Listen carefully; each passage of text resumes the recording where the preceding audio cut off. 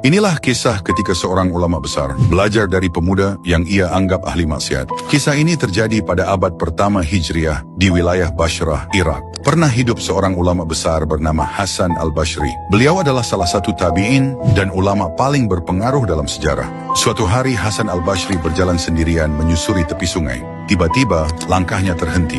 Di kejauhan ia melihat seorang pemuda asing duduk berduaan dengan seorang wanita. Dan di depan mereka terletak sebotol besar minuman yang tampak seperti khamr. Keduanya berbincang santai tanpa rasa takut dilihat orang.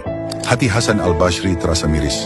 Dalam batinnya, ia berkata pelan, "Betapa rusaknya zaman ini, maksiat dilakukan terang-terangan. Seandainya pemuda itu mengisi hidupnya dengan ibadah seperti diriku." Namun belum sempat pikirannya selesai, terdengar teriakan dari tengah sungai. Sebuah perahu berisi 7 orang terbalik dihantam arus deras. Para penumpangnya menjerit, berjuang melawan tenggelam. Tanpa ragu sedikit pun, pemuda yang tadi dianggap bermaksiat itu berdiri, lalu berlari dan melompat ke sungai. Ia berenang melawan arus, bolak-balik dengan tubuh penuh tenaga. 1 orang, 2 orang, hingga 6 nyawa berhasil diselamatkan.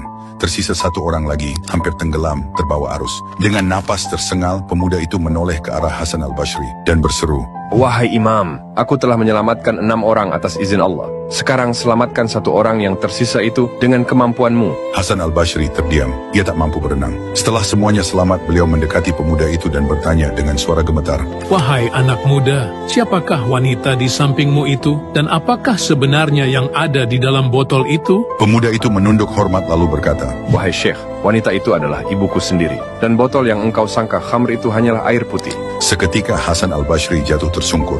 Air matanya mengalir deras. Ia menangis karena merasa paling suci dan telah merendahkan hamba Allah yang lain. Beliau memegang tangan pemuda itu sambil berkata, "Sebagaimana engkau menyelamatkan 6 orang dari tenggelam di air, selamatkanlah aku yang tenggelam dalam lautan kesombongan dan prasangka." Pemuda itu menjawab lembut, Bersihkanlah hati kita, wahai Imam. Jangan pernah menilai manusia dari luarnya saja, karena engkau tak pernah tahu rahasia apa yang mereka miliki dengan Tuhannya.